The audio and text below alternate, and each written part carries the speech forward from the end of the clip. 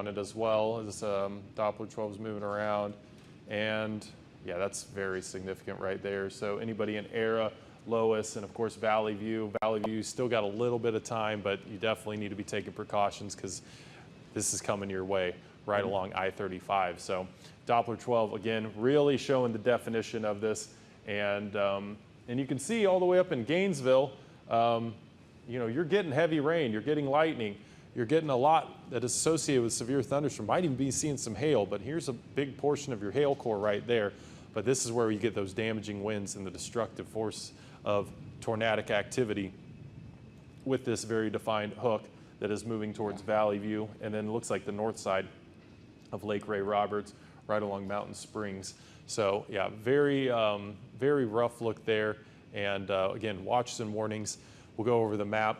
Tornado watch still in effect for Oklahoma counties, but at the moment it looks like Oklahoma is just about in the clear unless this storm decides to move a little bit. But right now it's so big and it's almost getting to the point where it's going to be moving very slow. So again, very dark out there, can't see very well. Grayson County, we are in line of it, and we did get a tornado watch added just recently because of this storm. This storm is so large that now they have every reason to suspect that they're going to continue to tornado warn this as it goes on to the east. So again, looking like it's going to be pretty late night, Brian. Yeah, I'm checking in with the National Weather Service again on both ends, both Fort Worth and Norman, just to see what's going on. Of course, this is mostly for, again, our North Texas counties. And as Brady just mentioned, again, it's quiet in Oklahoma right now.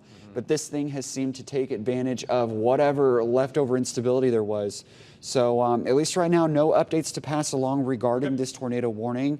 But again, this is going to be mainly for the southern half of Cook County, and it's going to be getting the communities of Era and Valley View here pretty soon. Also want to report there could be some extremely large hail coming into Gainesville here in the not too distant future. We could be getting up to the size of tennis balls. So the large, extremely large hail coming in too, and that's going to be impacting the I-35 corridor here pretty soon.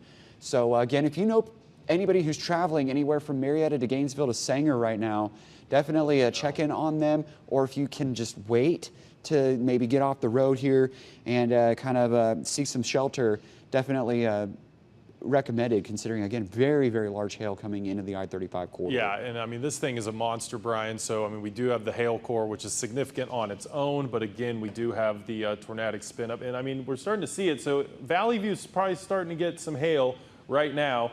And it looks like the hail core is still kind of leaning and favoring the southern side of Cook County. So Gainesville, I know you're right on the edge. You're on pins and needles right now, but it does look like the intense parts of the storm is going to just glance you ever so slightly as it kind of goes between Sanger and Gainesville. Again, this storm has not lost any steam. It is still very tall according to our EchoTop scan.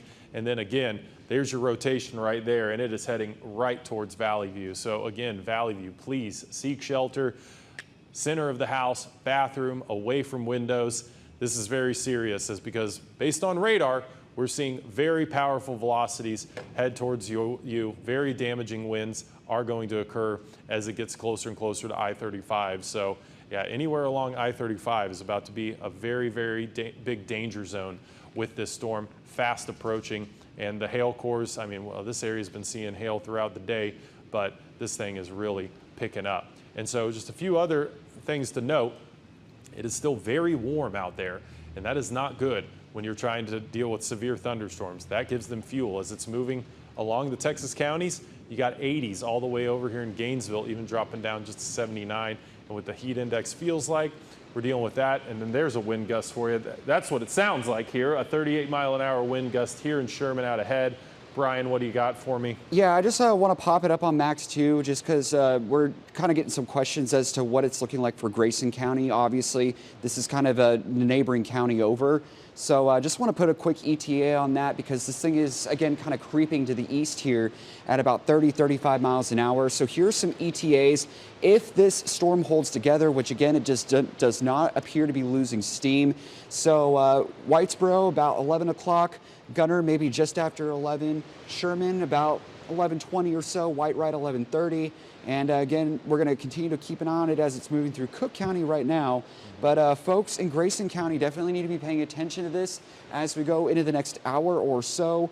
and maybe just start maybe thinking about where to take shelter. Again, you have plenty of time and you're not in a formal warning, but this is kind of your call to action at this point that, hey, you got a dangerous storm coming in from the west. So just wanted to kind of update on that. Again, tornado warning still remains in place at least through 11 o'clock tonight as it's moving east at about 25, 35 miles an hour.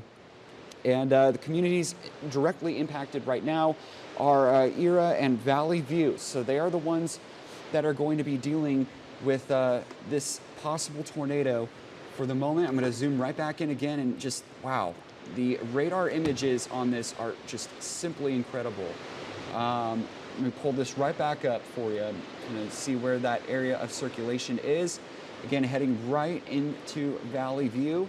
Again, it's still not quite there, but you can see that in the area of rotation. I'm going to pull up the gate-to-gate shear on this, and still paying some pretty high values there.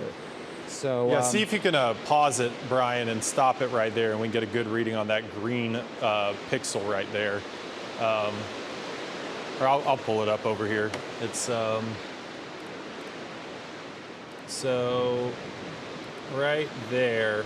There you go. There's 104 mile an hour velocity on this thing right here. So that, if that's not tornadic, I don't know what is, but that is heading towards you, Valley View. So please seek shelter in Valley View. This is a time to really take this seriously because this is a very powerful storm. Now, guys, I'm going to go back to the wall with Max 1, if you can guys transition over there.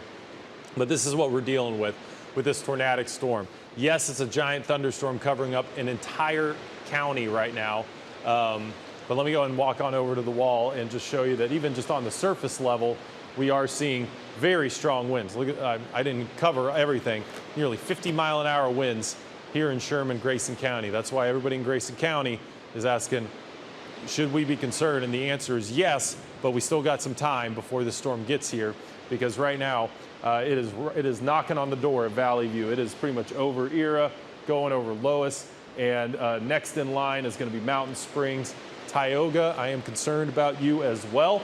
You are down the way, also up in Collinsville, just because this storm, we're seeing it move to the east, but we've also seen a northerly trend with some of these storms, which means as of right now, it's heading to the east, but if it decides to deviate, tornadoes can do that, then you need to be concerned as well. So anybody downstream of this, and we're looking basically on the western Grayson County line.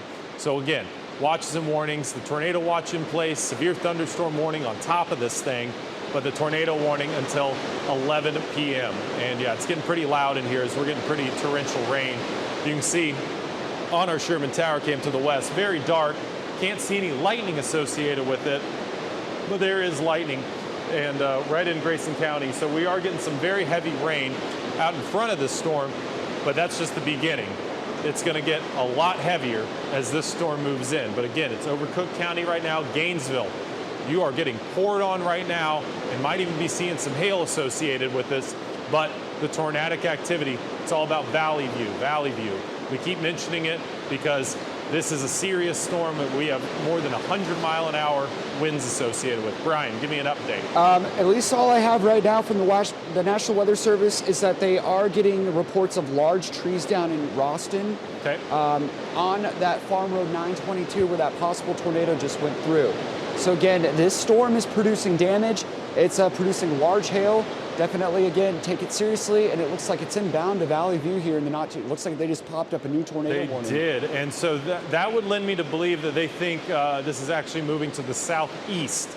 So this is going down into Denton County, but it does include Tioga. So heads up in Tioga, new tornado warning just in place. Brian, can you read me the information on the new warning? Yes, severe thunderstorm capable of producing a tornado located 9 miles northwest of Sanger, moving east at 45. This will cross I-35 just to the south of Valley View. That being said, if you're in Valley View, make sure you're in your tornado-safe place, just out of precaution. But this is going to be kind of between Valley View and Sanger. So again, this thing's starting to take a little bit of a turn to the south and east. But going to be Ray Roberts Park, Johnson Branch, Ray Roberts Park, Isle du Bois at around 10:50, Pilot Point and Aubrey about 10:55, and Salina at about 11. So again, this is probably going to be clipping southern Grayson County here